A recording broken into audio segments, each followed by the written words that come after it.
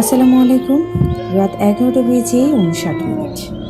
সত্য ঘটনা অবলম্বনে নির্মিত ভৌতিক অনুষ্ঠান ভূতের আড্ডায় আপনাদেরকে অনেক অনেক প্রীতি এবং শুভেচ্ছা জানাচ্ছি আমি সোহলি পারভিন রোমা।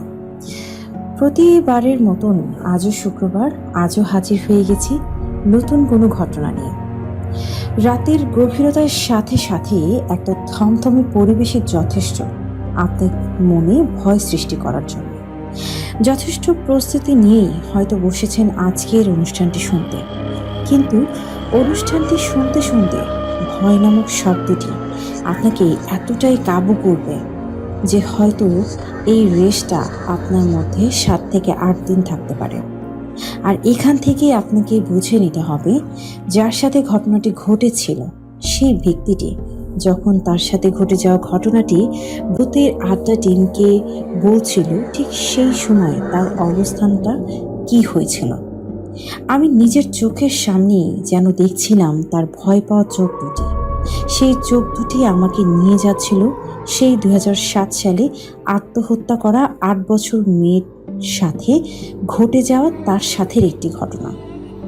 শুনতে শুনতেই আমিও কেমন জানি থমকে যাচ্ছিলাম। আজকের আমাদের যে গেস্টটি আছেন আজকের এই অনুষ্ঠানটিতে আমাদের কাছে ভীষণ স্পেশাল একজন মানুষ, যে কারণেই আমরা আজকের এই অনুষ্ঠানটির সাথে কোনো মিল রাখার সাহস কিন্তু পাইনি। আপনাদেরকে সেই থমথমে ঘটনাটি, সেই কবরস্থানের ঘটনাটি শুনতে হলে আমাদের এই অনুষ্ঠানটি কিন্তু পুরোটুকু শুনতে হবে। আজ অনুষ্ঠানের শুরুতেই আমি আপনাদেরকে যে কথাটি বলে শুরু করতে চাইছি, বর্তমানে কোভিড-19-এর সাথে যুদ্ধ করছে এমন অনেক অনেক সমাজকর্মী, ডাক্তার এবং অন্যান্য মানুষজন। সবার প্রতি শ্রদ্ধা জানাচ্ছি যে যার জায়গা থেকে এই যুদ্ধের সাথে লড়ছেন আমাদের ভালো রাখার জন্য, আমাদেরকে সুস্থ রাখার জন্য। সবার প্রতি শ্রদ্ধা জানিয়ে তাদের এই সাহসকে সাধুবাদ জানিয়ে শুরু করছি আমাদের আজকের আয়োজন। শুনতে থাকুন ভূতের আড্ডা।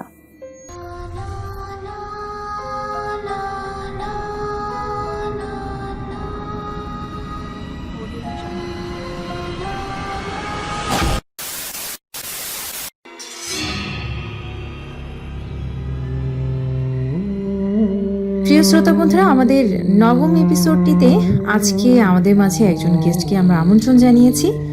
আমাদের এই বন্ধুটি তার জীবনে যে সত্য ঘটনাগুলো ঘটেছে, ভৌতিক ঘটনাগুলো সরাসরি আমরা বন্ধুটির কাছ থেকে শুনবো। তো আমরা আর দেরি করবো না, চলে যাবো আমাদের আজকের গেস্টের কাছে। এই মুহূর্তে কথা বলছি মোহাম্মদ ইমামুল ইসলাম রিয়ানের কাছে। জি ভাইয়া, আপনি কেমন আছেন? আলহামদুলিল্লাহ, আল্লাহর রহমতে ভালো আছি। আচ্ছা, শুরুতেই আমরা আপনার পরিচয়টা জেনে নিতে চাচ্ছি। আপনি যদি একটু শ্রোতা বন্ধুদেরকে আপনার পরিচয়টা দেন। অবশ্যই, আমি মোহাম্মদ ইমামুল ইসলাম রিয়ান। আমি কর্মসংস্থান ব্যাংকের স্টাফ। আমার বাসা নড়াইল সদরে। জি, আচ্ছা, তো আমরা ঘটনায় চলে যাব সরাসরি। জি জি, আচ্ছা ঠিক আছে, বলেন। আসলে আমার জীবনে বাস্তব একটা ঘটনা, আসলে অনেক ভয়ানক ঘটনা। আজও জিনিসটা আমাকে নাড়িয়ে বেড়ায় এই ঘটনাটা। আসলে আমি 2008 সালে ঢাকাতে অবস্থান করি। 2008 সালে আমার এলাকার এক ছোট ভাই মোটরসাইকেল অ্যাক্সিডেন্ট করে মারা যায়। আমি ঢাকাতে যখন গিয়েছি, ঢাকাতে যাওয়ার মানে বাড়ি থেকে রাগারাগি করে গিয়েছি, এই জন্য বাড়িতে কোনো যোগাযোগ। কত সালের ঘটনা আর কি, কতদিন আগেরকার ঘটনা? এটা হলো 2012 সালের মে মাসের 20 তারিখের ঘটনা। আচ্ছা আচ্ছা আচ্ছা, ঠিক আছে, তারপরে? হ্যাঁ, আমি তারপরে মানে বাড়ি থেকে আপনার রাগারাগি করে গিয়েছি, এই জন্য বাড়িতে কোনো যোগাযোগ ছিল না। তখন আমি মোবাইল ব্যবহারও করতাম না। আমি দীর্ঘ 3-4 বছর পরে আমি বাড়ির উদ্দেশ্যে ঢাকা থেকে রওনা দিই। আর ঢাকা থেকে আমাদের নড়াইল আসতে 10 ঘন্টা সময় লেগে যায়। সেক্ষেত্রে আমার পদ্মা নদী পার হতে ওইখানে ফেরিতে সমস্যা হওয়ার কারণে আমার আসতে আর কি লেট হয়, সেক্ষেত্রে আমি নড়াইলে রাত 2টায় পৌঁছাই আর কি। আচ্ছা। রাত 2টায় পৌঁছানোর পরে নড়াইলে রাত 2টার সময় কোনো কিছুই বাড়ি যাওয়ার জন্য পাই না। নড়াইল সদর থেকে আমার বাড়ি 5 কিলোমিটার ভিতরে। সেই ক্ষেত্রে 5 কিলোমিটার আমি পায়ে হেঁটেই যাওয়ার যাই। সিদ্ধান্ত নিয়েছেন। জি, যাওয়ার সিদ্ধান্ত নিয়েছি। পরে আমাদের বাড়ি থেকে 1.5 কিলোমিটার দূরে আমাদের একটা বাজার আছে, শাহবাগ বাজার। বাজারে অবস্থান করি যে তখন রাত 3টা বাজে। হুম। পরে বাজারে পরে আমাদের বাড়ি যেতে 2টা পর 2টা গোরস্থান বাজে সামনে। খুব নার্ভাস ফিল করতেছি, মানে জিনিসটা আমার গার লোম আসলে মানে দাঁড়িয়ে যাচ্ছে। আসলে বাস্তব কাহিনী ঘটনা তো, এই জন্য আসলে মানে নার্ভাস ফিল করতেছি আর কি, ভয় লাগতেছে আর আসলে কি। আমরা আমরা আসলে আপনাকে কিভাবে কষ্ট দিতে চাইনি, কিন্তু একটা কথা কি যে অনেকেই মনে করে যে এরকম কোনো ঘটনা আসলে ঘটে না, তাদের জন্য কিন্তু আজকের এই ঘটনাটা, যে সত্য ঘটনা যে ঘটে, এই ভৌতিক বিষয়গুলো যে মানুষের সাথে ঘটে তারা যাতে সচেতন হতে পারে, সেই জি কারণেই কিন্তু আমরা হচ্ছে অনুষ্ঠানটা শুরু করেছি। সমস্যা নেই, আপনি মনোবল বাড়িয়ে আপনার ঘটনাটা আমাদের সাথে শেয়ার করেন ভাইয়া। জি জি। পরে আমি শাহবাগ বাজারে অবস্থান করি। 10 মিনিট ধরে আমি অনেক ভয় লাগতেছিল আসলে। 2টা গোরস্থান ওভারটেক করে আমার বাড়ি যেতে হবে, আর অত রাত্রে আসলে আমি তো কিছু পাবো না, প্লাস কোনো মানুষও পাবো না যে তাদের সাথে তাদের হেল্পে আমি বাড়ি যাব। তো সেক্ষেত্রে আমি বাজারে কিছুক্ষণ দাঁড়িয়ে চিন্তা ভাবনা করি যে কি করব।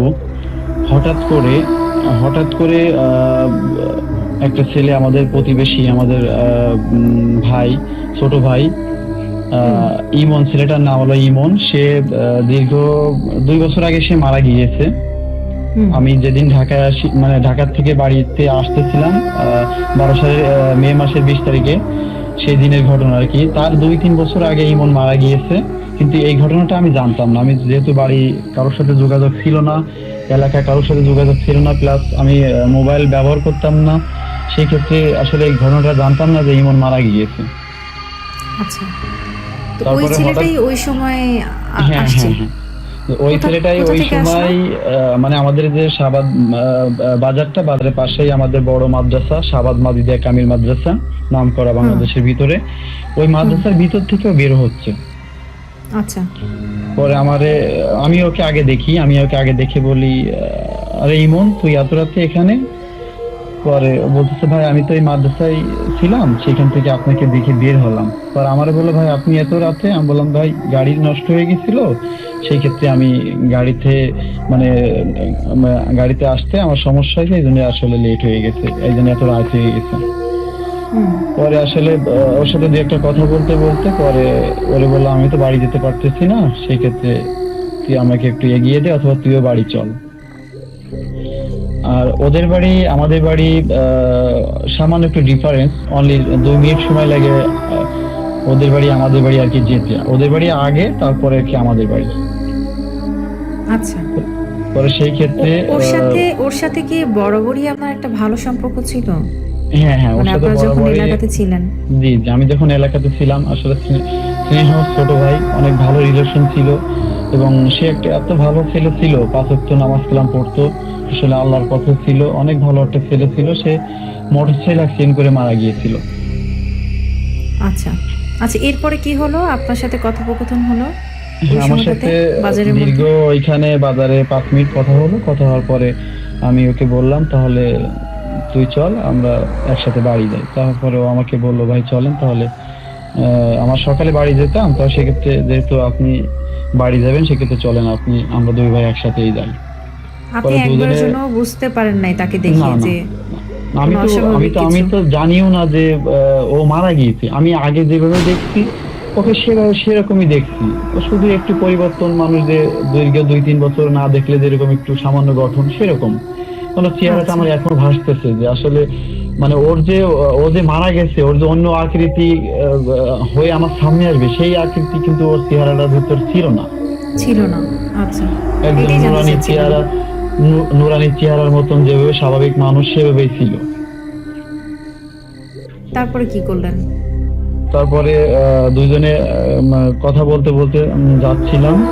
পরে হঠাৎ ও আমাকে বলতেছিল যে ভাই ক্ষুধা লাগছে, আপনার কাছে কোনো খাবার আছে কিনা। পরে আমি বললাম হ্যাঁ আমার ব্যাগে আপেল আছে। পরে 2টা আপেল বের করলাম। পরে ওই গোরস্থানের ওইখানে একটা টিউবওয়েল আছে, ওইখান থেকে 2টা আপেল ধুলাম, ধোয়ার পর ওকে একটা দিলাম, আমি একটা। পরে দুইজনে খেতে খেতে গল্প করতে করতে যাচ্ছি। পরে বাড়িতে মানে আমার বাজার থেকে বাড়ি 1.5 কিলোমিটার। দুজনে গল্প করতে করতে চলে গেলাম, আধা ঘন্টা লাগলো আর কি। গল্পের বিষয়গুলো কি কি ছিল গল্পের তা বিষয় কি মনে আছে? হ্যাঁ, গল্পের বিষয় হলো ওকে বলতেছিলাম যে তোর লেখাপড়া কেমন চলতেছে, কি দেখি অবস্থা। পরে ও বলতেছিল ভাই আসলে আপনি তো অনেকদিন এলাকা থেকে চলে গিয়েছেন, এলাকার কোনো খোঁজ খবর জানেন না, রাখেন না, বাপ মার সাথে রাগারাগি করে ঢাকায় চলে গেছেন। এলাকায় এর ভিতরে কত মানুষ মারা গেছে, কত মানুষ চলে গেছে, এটা তো আপনি জানেনই না। আমি বললাম হ্যাঁ আমি তো কোনো ফোন ব্যবহার করতাম না, সেক্ষেত্রে আমি জানতামও না, বাড়িতে কোনো যোগাযোগ ছিল না, এজন্য অনেক লোক মারা গিয়েছে, কিন্তু আমি জানি না। আমাকে এ ধরনের কথাবার্তা আর কি ওর সাথে আর কি বলতেছিলাম আর কি। পরে আমি ওকে জিজ্ঞেস করলাম যে তুই কেমন আছিস। পরে বললো আলহামদুলিল্লাহ আমি অনেক ভালো আছি, আপনাদের দোয়ায়, আর আমার জন্য সবাই দোয়া করবেন। আমাকে বলতেছিল, আমি বলছি, হ্যাঁ অবশ্যই তোর জন্য সবসময় দোয়া করি। পরে বলতে বলতে আসলে মানে এরকম কথা বলতে বলতে আধা ঘন্টা আমাদের বাড়ি যেতে লাগে। পরে আধা ঘন্টা পর ওদের বাড়ি তো আগে, ওদের বাড়ি মানে আমাদের বাড়ি থেকে কয়েক বছর আগে আর কি। পরে ওদের বাড়ি আচ্ছা। পর্যন্ত যে যখন গিয়েছি, পরে ও আমাকে বললো ভাই এখন তো যেতে পারবেন। আমি বলছি, হ্যাঁ এখন যেতে পারবো, কোনো সমস্যা নেই, তাহলে তুই তোদের বাড়ি যা, আমি আমাদের বাড়ি যাচ্ছি, সকালে আল্লাহ বাঁচা রাখলে দেখা হবে। পরে ও বললো হ্যাঁ ঠিক আছে। তো পরে যাওয়ার সময় আমাকে বললো যে ভাই দোয়া করেন আমার জন্য। আমি বলছি, অবশ্যই। পরে ও ওদের বাড়ির দিক ঢুকে গেল। পরে আমি আমাদের বাড়িতে যাই। বাড়িতে যাওয়ার পরে আর কি অত রাতে সবাই তো ঘুমিয়ে রয়েছে। পরে আম্মুকে ডাক দিই। পরে আম্মুকে ডাক 2-1 বার ডাক দেওয়ার পরে আম্মু ঘুম থেকে ওঠে। ঘুম থেকে ওঠার পরে সে আম্মু দেখেই তো আমাকে জড়াই ধরে, অনেকদিন পর ফিলিংসটাই অন্যরকম, কান্নাকাটি করতেছে। পরে এর ভিতরে আব্বু, ভাই, আমার বোন সবাই আর কি উঠছে যে এত রাত্রে। পরে আমি বললাম যে গাড়ি নষ্ট হয়ে গেছিল, এই জন্য আর কি আসতে সমস্যা হয়েছে। তারপরও আধা ঘন্টা 1 ঘন্টা আগে আসছি, বাজারে ছিলাম, কবরস্থান বলে, কবরস্থানের ওইখানে ভয় লাগতেছিল, সেক্ষেত্রে আসতে পারতেছিলাম না। পরে আব্বু বললো যে তাহলে তাহলে কিভাবে আসলি। আমি বললাম কি যে বাজারে দাঁড়িয়েছিলাম অনেকক্ষণ, পরে ইমন আসছে, ইমনকে নিয়ে আর কি আসছি। পরে আব্বা এটা বলার পরে আব্বু আমাকে বলতেছে কি, আব্বু আমাকে বলতেছে তুই এখানে বয়। পরে এখানে মানে আমাদের যে ইটা ছিল সোফাটা, পরে ওইখানে আব্বু বসালো, আমাকে বসলাম। পরে আম্মু বললো ওর 1 গ্লাস পানি দাও। পরে পানি দিচ্ছে। আমি তো পরে আব্বুকে বলতাম কি হয়েছে, বলছে না তুই পানি খাওয়া আগে। পরে পানি খেয়েছি। পরে এর ভিতরে আমার ছোট বোন, ও তো সবাই ছোট আদরে, পরে ও আবার আমাকে বলতেছিল দাদা তুই কার সাথে আসছিস এত রাত্রে বাজার থেকে 2টা কবরস্থান ওভারটেক করে। পরে আমি বললাম কি ইমনের সাথে আসছি। পরে কি বলিস কি, ইমন তো মোটরসাইকেল অ্যাক্সিডেন্ট করে মারা গেছে। আপনি বলছেন আর আমার এখান থেকে হচ্ছে গায়ের পশম সব দাঁড়িয়ে গেছে। হ্যাঁ আমারও গায়ের পশম একদম সব দাঁড়িয়ে গেছে, আসলে ভীতিকর অবস্থা এখন। ওই আসলে সময়টাতে আপনার বাবা মার ভাবমূর্তিটা কেমন ছিল, তাদের আসলে চেহারার আমি ধরনটা কেমন ছিল? আমি যখনই বলেছি যে আমি মনের সাথে আসছি, তখনই আমার বাবা মা শুধু আমার দিক বারবার তাকাচ্ছে কিন্তু যে বলতে এটা সাহস কিভাবে পাচ্ছে না। সম্ভব। হ্যাঁ তারা বিশ্বাসই করতে পারতেছে না, কিন্তু তারা ওই মুহূর্তে আমাকে বলতেছে না যাতে আমার কোনো প্রবলেম না হয়। সেই জন্য আমাকে বসিয়ে পানি 1 গ্লাস পানি খেতে দিয়েছে, পানিও খেয়েছি। পরে আমার ছোট বোন, সে বোঝে না, ছোট মানুষ, সে ফুট করে বলে ফেলাইছে দাদা ওতে মোটরসাইকেল অ্যাক্সিডেন্ট করে মারা গেছে, 2-3 বছর হয়ে গেল। পরে এর ভিতরে আমি তো শুনেই একদম আতঙ্কে, একদম ভয়ে থমথমে, পরে আমি সেন্সলেস হয়ে গেলাম। পরে ওইখানেই? আমার হ্যাঁ ওইখানেই আমি সেন্সলেস হয়ে গেলাম। পরে দীর্ঘ 1 ঘন্টা পর মানে আমি হুঁশ হলাম। হুঁশ হওয়ার পরে দেখি যে আমার পরিবারের সবাই, আশেপাশে সবাই আসছে। পরে সব ঘটনা আর কি সবাইকে খুলে বলতেছিলাম। কি পরে আর কি কি হয়েছে সবকিছু আপনি ডিটেলসে বলছেন। হ্যাঁ কি কি ঘটনা ঘটেছে এবং কিভাবে তার সাথে আসছি, কি কি কি বলে আসছি, কি গল্প করছি দুজনে, সবকিছু তাকে আপেল খেতে দিয়েছি, সেগুলো সবকিছু ডিটেলস সবাইকে বললাম। সবাই তো অবিশ্বাস্য, আসলে এটা কিভাবে সম্ভব, আসলে এটা সম্ভব। এটা কারণ কিভাবে আমরা সম্ভব। শুনেছি যে আত্মার সাথে আত্মার মিল হয়। আপনি আপনি আসলে এই ব্যাপারটা হচ্ছে কি যে আপনি ওই সময় কিন্তু একটা মানে বড় একটা বিপদের মধ্যে ছিলেন। জি কবরস্থান বলেন, মন্দির বলেন, শ্মশানঘাট বলেন, বেশ কিছু হন্টেড এরিয়া আছে যে জায়গাগুলো আমি আমার প্রত্যেকটা এপিসোড আপনি তো শোনেন। জি আপনি শুনেছেন যে এই জায়গাগুলোকে আমি মেনশন করি বরাবরই, বিশেষ করে টাইমের যে ব্যাপারগুলো, জি যে আপনার টাইমগুলো মেনটেন করবেন। তো আমার মনে হয় যে এটা উপরওয়ালার একটা ইচ্ছা। আর ছেলেটা ধার্মিক ছিল, ছেলেটা ভালো ছিল, বিধায় হয়তোবা সে আপনাকে সাহায্যকারী হিসেবে আপনার পাশে এসেছে ওই সময়টাতে। জি যার কারণে আপনার মধ্যে যে ভয়টা ছিল ওই ভয়টা আর কাজ করে নাই। এক প্রকার বলতে গেলে আপনাকে সে অনেক বড় একটা হেল্প করেছে, কারণ বলা যায় না ওই রাতে অন্য কোনো সমস্যাও কিন্তু আপনার সাথে হতে পারতো, অবশ্যই। তাই না? হ্যাঁ, আসলে আমাদের প্রতিবেশী এবং মুরব্বী আব্বু আম্মু সবাই এটাই বলতেছিল যে ইমন 5 ওয়াক্ত নামাজ কালাম পড়তো এবং সেটা ভালো ছিল হিসেবে পরিচিত ছিল এলাকার সবার মুখে। সেই ক্ষেত্রে তোর এই বিপদের মুহূর্তে ওই রাত্রেবেলা তুই আসতে পারতেছিস না, এই মুহূর্তে দেখেও বের আল্লাহ, হয়েছে। হ্যাঁ, দেখে ও বের হয়ে ও তোকে সাহায্য করে এভাবে তোকে নিয়ে আসছে। আসলে এটা আসলে সবার সাথে ঘটে না। আসলে আত্মার, আপনি যেটা বললেন, মিল না থাকলে আসলে এটা সবার সাথে ঘটে না। আসলে সেই আমি জায়গাটা আজও, আপনি তৈরি করেছিলেন, যার জি কারণে জি, ইমন আপনাকে হয়তো এখনো ভুলেনি। এখনো বলিনি। আসলে সেই হ্যাঁ, জিনিসটা আমার আজও আমার চোখে ভাসে। আসলে জিনিসটা কি ছিল, আসলে কে ছিল, মানে আসলে আজও আমার চোখে সেই জিনিসটা ভাসে। ওর পরে কি আর বাসা থেকে কোনো রকম ব্যবস্থা নিয়েছে, বা আপনি হ্যাঁ, ওর আপনার এই যে পরে থেকে ভয়টা কিভাবে কাটাবেন? আমি আসলে আমার আব্বু আবার ওই দিক দিয়ে আবার একটু আছে, ভয় যারা পায় তাদের পানি সচেতন। পড়ে দেয়। হুম। জি জি, যারা পেটে ব্যথা তাদের পানি পড়ে দেয়। পরে আব্বু আর কি পানি পড়ে দিল আর একটা তাবিজ দিল, ঝাড়ফু আর কি যেটা বলে, সেটা হুম। ইনশাআল্লাহ আর কখনো ওকে আমি আর দেখি নাই। ওইটাই আমার দেখা লাস্ট, আর কখনো ওকে আমি দেখি নাই। আমার মনে হয় এমনিতেও আর সমস্যা হতো না, কারণ ওই সময়টাতে তো সে আপনাকে হেল্প করার জন্য এসেছিল। তারপরেও যাই জি হোক, বাবা মা তো, বাবা মার মনে সবসময় একটা আতঙ্ক থাকে। তো জি। এমনি আমার মনে একটা প্রশ্ন এসছে, সেটা হচ্ছে যে ইমনকে আপনি ছাড়া কি এই 2-3 বছরে আর কি কেউ দেখেছিল আপনার ওই ঘটনার প্রেক্ষিতে? কেউ কি বলেছে যে আমিও দেখেছিলাম অমুক জায়গায় এরকম কিছু করছে বা কিছু? না না, এটা এটা কেউ দেখেও নাই। ফার্স্ট আমিই দেখেছি। এমনকি ওর বাপ মাও কখনো দেখে না। আমি এটার পরে আমি ওর বাপ মার সাথে কথা বলেছি। পরে ওর বাপ মা বলেছে যে আমরা কখনো এ ধরনের কিছু দেখি নাই। এমনি মাঝে মাঝে স্বপ্ন দেখি যে এই মনে এসে বলতেছে আম্মু যাই নামাজের পাটিটা দাও, অজু করে আসছি, নামাজ পড়বো, এ ধরনের আর কি। ওর মার সাথে নাকি একবার না দুইবার জন এরকম ওর মার সাথে স্বপ্নে দেখা দিয়েছে। হুম। মানে ওই আত্মাটা হচ্ছে তার পরিবারের লোকজনের সাথে দেখা সাক্ষাৎ করতে আসে। হ্যাঁ, জি জি এরকমও হয়, এটা ঠিক, এটা হয়। আল্লাহ তালা এই সুযোগটা অনেক ক্ষেত্রে অনেকের ক্ষেত্রেই করে দেয়, এটাও আমি শুনেছি। আচ্ছা, তো যাই হোক, এই ঘটনাটার এখানেই সমাপ্তি ঘটে, তাই তো? জি প্রিয় শ্রোতা বন্ধুরা, আপনারা ভূতের আড্ডা শুনছেন। এখানে সত্যি ঘটনা অবলম্বনে ভৌতিক ঘটনাগুলো আমরা শুনিয়ে থাকি। আপনারা ইউটিউব চ্যানেলে আমাদের এই প্রোগ্রামটি সরাসরি শুনছেন। এছাড়াও আমাদের ফেসবুক পেজে আপনারা কিন্তু প্রত্যেকটি এপিসোডের ভিডিও ওখানে পেয়ে যাবেন। তো আপনাদের সাথেও যদি এরকম কোনো ঘটে যাওয়া ঘটনা থাকে, আপনারা কিন্তু আমাদেরকে মেইল করতে পারেন, অথবা আমাদের ভূতের আড্ডার যে পেজটি আছে, পেজে SMS এর মাধ্যমেও কিন্তু আপনার সাথে ঘটে যাওয়া ঘটনাগুলো আমাদের সাথে শেয়ার করতে পারেন। যদি আপনার ঘটনাটি আমাদের ভূতের আড্ডা টিমের কাছে গ্রহণযোগ্য হয়, অবশ্যই আপনাকেও কিন্তু আমরা এভাবে আমাদের এপিসোডের একজন গেস্ট হিসেবে এখানে নিয়ে আসতে পারি। তো আমাদের সাথে আজকে গেস্ট হিসেবে আছেন মোহাম্মদ ইমামুল ইসলাম রিয়ান, নড়াইল থেকে। ভাইয়ার কাছে আমরা আবারও ফিরে যাব আমাদের আরও একটি ঘটনা শোনার জন্য।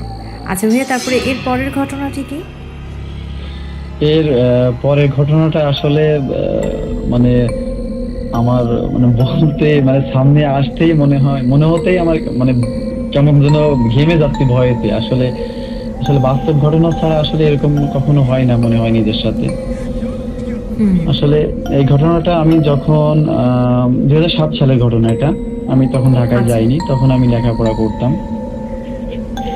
তখন আমি গ্রামেই থাকতাম, গ্রামে থেকে লেখাপড়া করতাম। আমাদের বাড়ি থেকে কিছুটা দূরে একটা হরির বাগান নামে একটা বাগান আছে, মানে অনেক ভয়ানক একটা বাগান আর কি।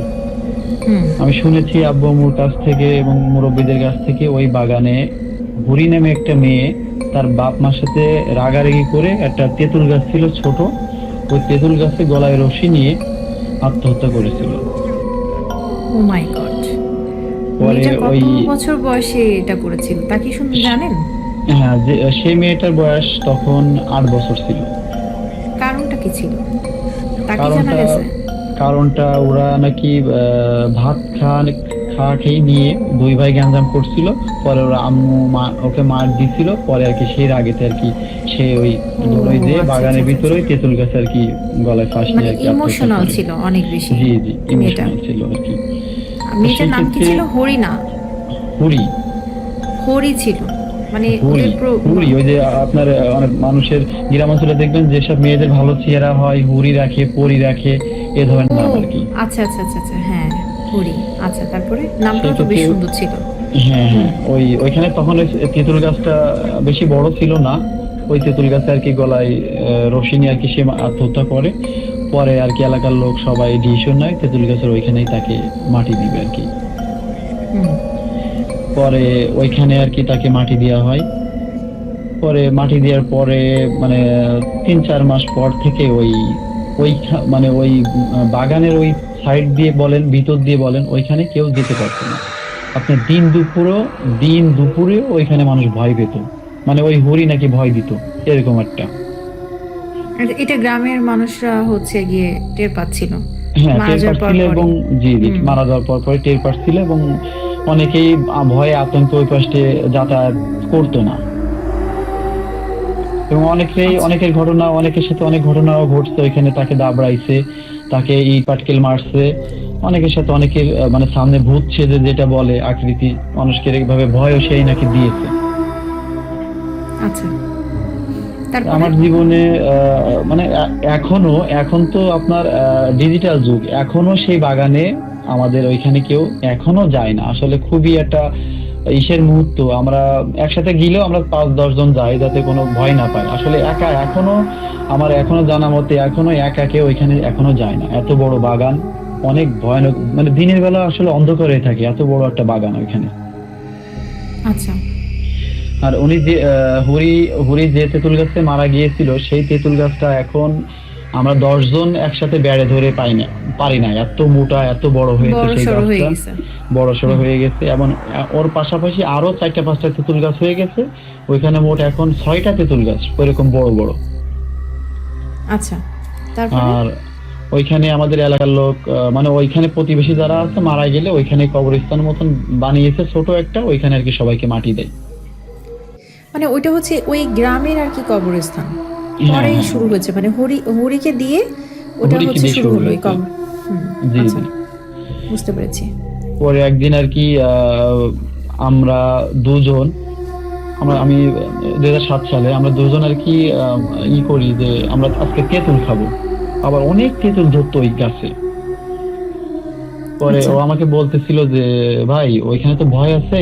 তা আমি বললাম কি ভয় তো কত মাসি পাইছে, আমরা মনে হয় পাবো না, আমরা 2 জন যাবো, আমাদের তো অনেক সাহস, আমরা 2 জন যাবো, ইনশাল্লাহ ভয় পাবো না, আমরা তেঁতুল পাড়ি এটাই চলে হয় আসবো। ইয়ং জেনারেশনদের মধ্যে, এটা একটা কাজ করে যে হ্যাঁ হ্যাঁ, আমাদের কিছু হবে না। আমাদের কিছু হবে না। পরে আমরা দুজনে কাউকে না বলে চলে যাই তেঁতুল মানে ওই বাগানে আর কি। আচ্ছা। পরে তখন আমরা তখন তেঁতুল কাঁচা ছিল, তো কাঁচা তেঁতুল তো বেশিরভাগ পড়ে না, আর গাছ অনেক বড়, সেই ক্ষেত্রে ঘায়েও পারা যায় না, ডিল মেরেও পারা যায় না আর কি। পরে সেই ক্ষেত্রে আমরা দুজনে করি যে আমরা দুজনে একসাথে গাছে উঠবো। তারপর? পরে গাছ অনেক মোটা হওয়াতে সেক্ষেত্রে মোটা গাছ বেয়ে তো আর উঠা যায় না, তা একটা মোটা একটা লতা আছে ওই গাছের থেকে নামানো, ওই লতা বেয়ে মানে শরীর বেয়ে যেরকম মানুষ উপরে ওঠে ট্রেনিং এর মতন, ওইরকম আমরা ওই লতা বেয়ে আর কি দুইজনে ওই গাছে উঠি।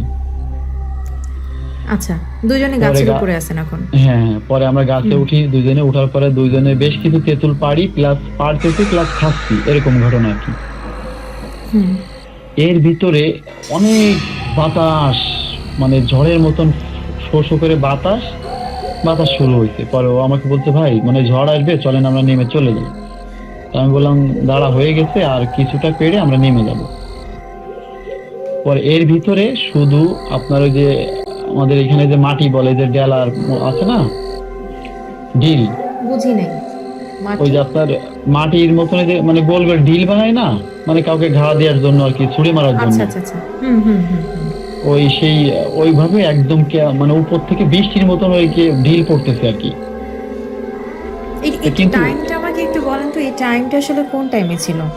না আপনারা যে ওইটা তেঁতুল পাড়তে গিয়েছিলেন এটা কোন টাইমে? এটা ছিল একদম আপনার এই দুপুরবেলা যখন জোহরের আজানটা দেয়, হুম খাঁটি দুপুর যেটা বলে, তখন আর কি। হুম। ও, টাইমটাও তো তা- সেরকম। হ্যাঁ হ্যাঁ, পরে আর কি আপনার বৃষ্টির মতন আর কি ঢিল পড়তেছিল, কিন্তু অবাক কাণ্ড যে একটা ঢিলও আমাদের গায়ে পড়ে লাগতেছিল না। আমাদের সাইড দিয়ে সব যাচ্ছিল, আমরা স্পষ্ট দেখতে পারতেছি যে ঢিল পড়তেছে। সর্বনাশ! তার মানে আসলে যেটা মানে যে অবয়বটা আপনাদের উপরে প্রেসার দিয়ে মানে ক্ষতি করার চেষ্টা করছে, সে জি আপনাদেরকে জি ভয় দিচ্ছে, ক্ষতি করছে না। জি জি জি। হুম, পরে তারপরে? আসলে আমরা দুইজনে ভয়ে আতঙ্কে পরে তাড়াহুড়ো করে ওই লতা বেয়ে তাড়াহুড়ো করে আসলে ও আগে নেমে যায়। ও আগে নেমে ও আমার থেকে মিনিমাম 2-3 মিনিট আগে নামছে, নেমে ও দৌড়েই বাগান পার হয়ে গেছে আর কি।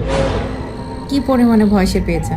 হ্যাঁ হ্যাঁ, আমিও ভয় পেয়েছি। আমি ওর পিছে পিছে নামতেছিলাম, আমিও সেই লতা টতা ছিঁড়ে ওই হরির যে কবরটা ছিল, সেই কবরটা কিন্তু একদম ভাঙা ছিল, মানে একদম চালির বাস টাস যেটা বলে দেখা যাচ্ছিল আর কি। আমি ওরে ডাইরেক্ট বাবা! আমি ওই লতা ছিঁড়ে ডাইরেক্ট ওই কবরের ভিতরে পড়ে যাই। কি বলেন? তারপরে? হ্যাঁ, পরে কবরে আমার শরীরের পশম সব খাড়াই গেছে, আসলে মানে ঘেমে যাচ্ছি আসলে একদিক থেকে ভয়ে, মানে আসলে একদম বাস্তব কাহিনী আমিই তো, তো এই ভয় জন্য পাচ্ছি, আসলে তুমিও এরকম। ভয় পাচ্ছি। হ্যাঁ, আপনি বাস্তব পড়ে কাহিনী, এই গেছেন ওর জন্য এরকম ভিতরেই। হচ্ছে। হ্যাঁ, ডাইরেক্ট কবরের ভিতর পড়ে গেছি। আর সেখানে ফ্রেন্ড নাই, সে অলরেডি চলে না, গেছে। সে তো অলরেডি আপনি এখন এখানে একা। আপনার আমি একা, অনলি একা। আশেপাশে বাড়িও অনেক দূরে, অনেক বড় বাগান, তো আশেপাশে বাড়ি বানাইতেও কেউ ভয় মানে সাহস পায় না, ভয়েতে আসলে ওইখানে কেউ আশেপাশে বাড়িও বানায় না। হুম, এরপরে কি হলো? তারপরে আপনি আসলে ওই ওখান ভিতরে থেকে যখন কিভাবে কি করলেন? আমি যখন কবরস্থানের ভিতরে পড়ে যাই, তখন ওইখানে যে টালির বাসটা ছিল, ওইখানে আসলে ওই টালির বাসের থেকে যে যে ফোর্ট ছেড়ে দেখতেন দুই একটা কবরে বাঁশ হয়ে যায় লম্বা। গাছ হয়? হ্যাঁ, বাঁশঝাড় হয়? বাঁশ ঝাড় হয়ে যায় আর কি যেটা বলে। হুম তো ওই সাইডে দুইটা ঝাড়ও হয়েছিল ছোট ছোট। তো আমি আসলে ওর ভিতরে পড়ে ওই বাঁশে আর কি আমার পা আটকে যায়। হুম। আটকে যাওয়ার কারণে আমি ওইখান থেকে ভিতর থেকে উঠতে পারতেছিলাম না। পরে আমার পাটায় আটকে যায়, আসলে আমি তখন অনেক চেষ্টা করে আমি ভিতর থেকে উঠতে পারতেছিলাম না। আর ওর ভিতরে বড় একটা আপনার ওই যে ভীমরুলের চাক চেনেন, ভীমরুল জিনিসটা চেনেন? ভীমরুল? ওই যে বল্লার মতন যে আরেকটা আছে চাক, হ্যাঁ ভীমরুলের যে, হ্যাঁ হ্যাঁ, হ্যাঁ হলুদ ওই কালারের হয় তাই না? হ্যাঁ হ্যাঁ হ্যাঁ, হলুদকে 7টা কামড় দিলে যে মানুষ মারা যায় আর কি। হুম, হুম, একটা হুম। কেটের সাথে সাপের বিষাক্তর মতন আর কি ওদের বিষ। আচ্ছা, পরে ওইটা কোথায় মানে ছিল? ওর ভিতরে ওই কবরের ভিতরে ভীমরুলের বড় একটা চাক হয়েছিল, ধামার মতন আর কি যেটা বলে আর কি গ্রামের ভাষায়। আপনি কি ওটা দেখতে পাচ্ছেন যে কবরের ওর ভিতরে কি কি আছে সব না, দেখা যাচ্ছে? আমি ওই ভীমরুলের চাকটা দেখতে পারি নাই। আমি তো বাসে আমার পাওয়া মানে চালির বাসে আমার পাওয়া মানে এঁটে গেছে, আমি তো উঠতে পারতেছি না। আর এর ভিতরে ওই ভীমরুলের চাক, তো মানে ওইখানে নাড়া লাগছে ভীমরুল আর কি, ভুন ভুন যে আওয়াজটা হয়, ওই আওয়াজটা হচ্ছে।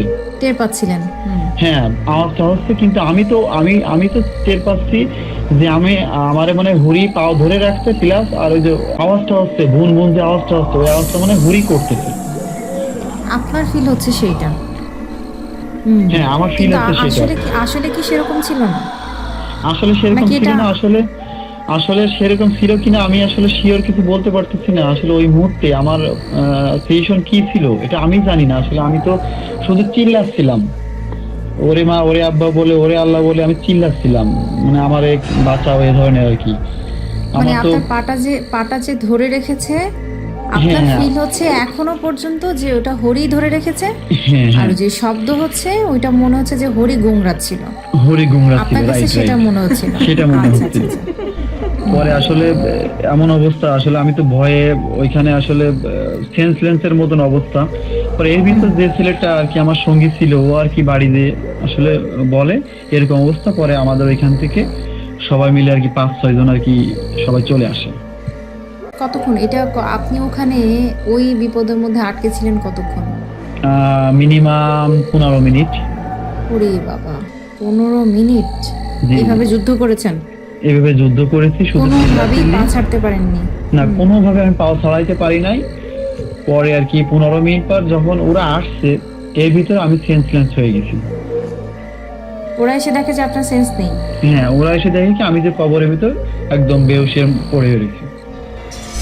আপনি কি আর কিছু দেখেছেন মনে হয়, নাকি শুধু আমি ওখানে? আমি ওর ভিতর কিছু দেখি নাই, কিন্তু আমার কেমন যেন ফিল হচ্ছিল যে আমার পাও আসলে বড় বড় নখ দিয়ে আসলে আমার পাও মানে ক্ষত বিক্ষত করতেছে, আমাকে টানতেছে নিচের দিকে।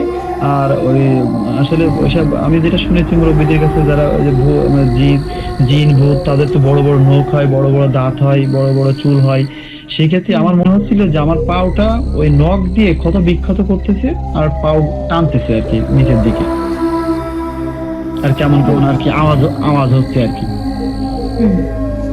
আচ্ছা, ওই মানে আপনি যুদ্ধটা করতে করতে বেহুশ হয়ে পড়ছেন? জি জি, যুদ্ধটা করতে শরীর আর করতে আমি আপনার কন্ট্রোলে নাই?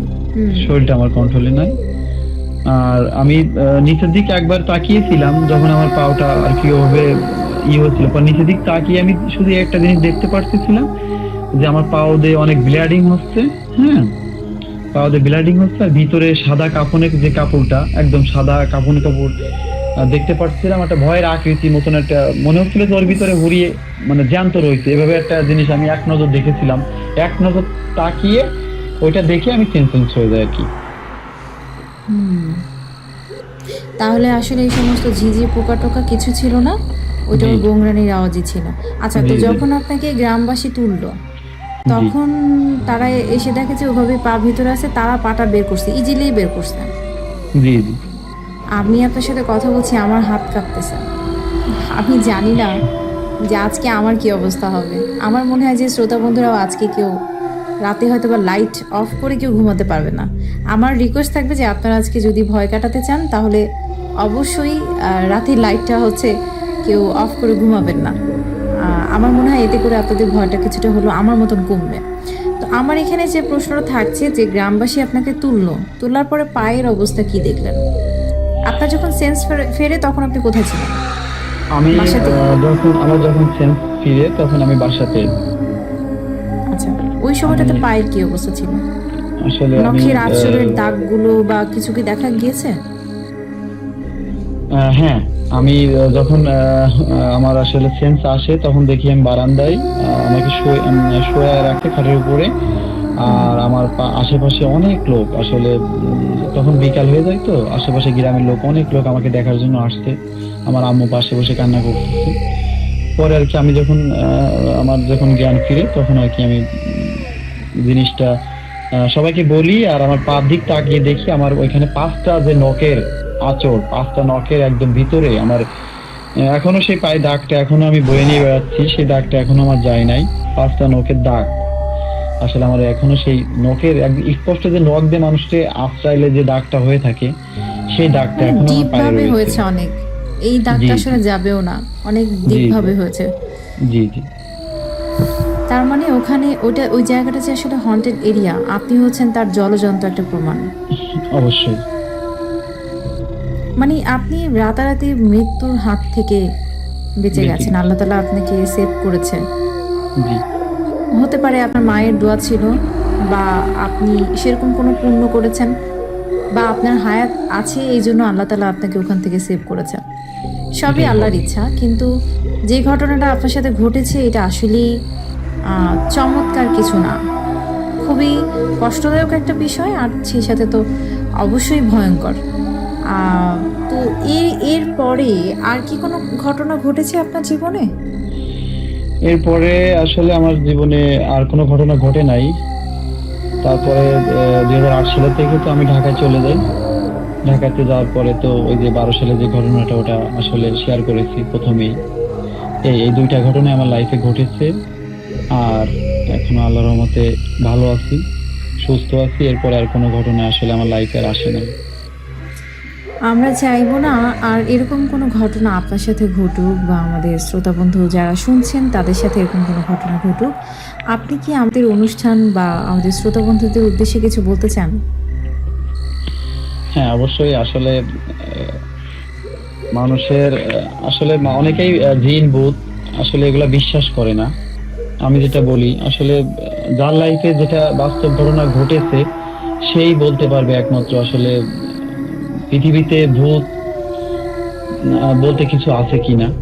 আমার লাইফে দুইটা ঘটনা ঘটছে, সেই ক্ষেত্রে আসলে আমি বিশ্বাস করি যে পৃথিবীতে ভূত বলতে কিছু আছে। সেক্ষেত্রে আপনারা সবাই সতর্ক থাকবেন, ভালো থাকবেন, নিজেকে সেফ রাখবেন। আর আসলে দুনিয়াতে ভূত বলতে যে কিছু আছে সেটা তো বাস্তব প্রমাণ আমার এই দুইটা ঘটনা থেকে আসলে আপনারা বুঝতে পারলেন।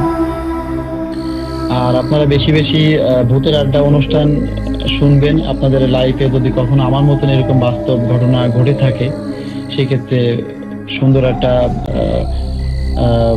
এই ভূতের আড্ডা অনুষ্ঠানে আপনারা শেয়ার করবেন। এটাই, সবাই আমার জন্য দোয়া করবেন, ভালো থাকবেন। অনেক ধন্যবাদ আপনাকে, আপনি আপনার মূল্যবান সময়টা আমাদেরকে দিয়েছেন। তো মোহাম্মদ ইমামুল ইসলাম রিয়ান, ভূতের আড্ডা টিমের পক্ষ থেকে আপনাকে আরও একবার ধন্যবাদ জানাচ্ছি। আপনি ভালো থাকবেন, সুস্থ থাকবেন। আসসালামু আলাইকুম।